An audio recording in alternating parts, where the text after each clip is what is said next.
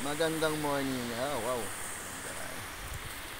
Maglakad tayo sa hardin ng aking kaharian. Oy! Pasyal tayo. Sarap dito pahangin-hangin muna. Alanghap ng sariwang hangin.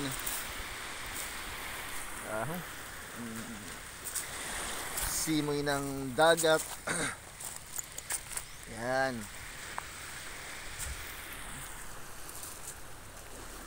Actually, nanguha ko ng mga shell.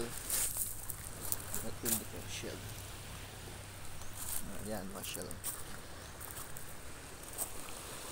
Pinakolekta ko kasi may ginagawa akong parang ganito. May ginagawa akong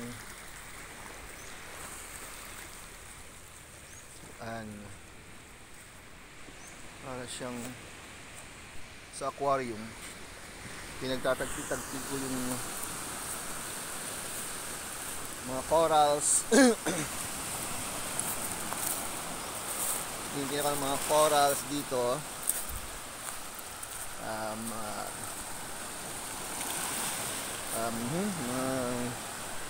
Different kind of stones, colors, shapes ng stone na kailangan natin i-decorate. Parang ito, redstone. Pero mas gusto ko yung yung redstone, no? Maganda yung redstone. Ito maganda sana kaso maliit. Ganda ng kulay niya, redstone. Pero maliit. Pakawalan natin siya, baka sakaling lumaki pa.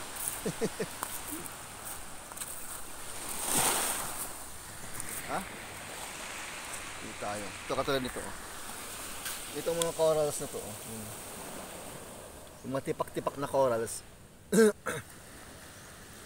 Para siyang kung titingnan mo siya, para siyang galamay ng pugita o para siyang crab meat, no? Mabigat siya, Pero pag nasa dagat siya, pag nasa ilalim ng dagat, para siyang magaan lang. Pero pag dito sa coral, hi, hello, morning. Saan galing na naman? Pag nasa siya, parang bato. Halika, muna.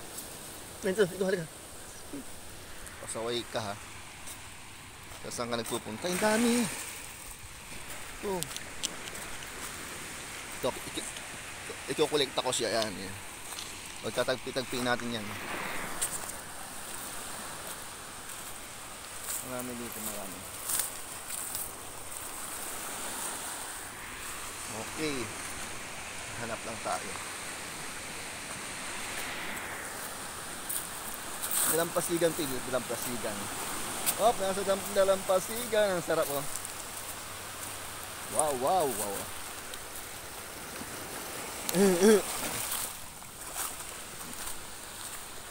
Shout out Lubo.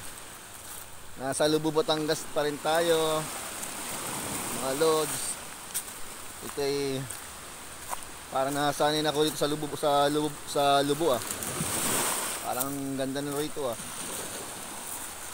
Parang hindi nakakasawa sa ganitong lugar. Hindi siya nakakasawa kasi pagigising mo, nandito tayo sa dagat, sa harap ng dagat kaagad. Pagigising mo, Tapos ang kasarapan dito is masarap pakinggan yung para tayo ang sarap mag-sound trip. Ang sarap mag-sound trip ng tunog ng lagas-gas ng alon, Yung hampas ng alon, ang sarap pakinggan. Kaysa mag-sound trip tayo ng pagkaingay-ingay ng mga sound ngayon, hindi natin maintindihan kung anong klaseng sound. Ito talagang yung sound dito is talagang lahat ng iniisip mo ay mawawala sa pag-iisip mo. Ano ba yun? Tama ba yun? Parang baliw lang, daming. Kasi itong mga graba na to, mamaya Wala na to pag high tide na. Winawash out siya ng alon. So ito mamayang hapon, ito ang daming graba. Daming graba. Pag high tide dito, wala to, ma-wash out to. Iba na naman ang papalit dito para lang ano. Kasi sa lakas ng alon, winawash out sila.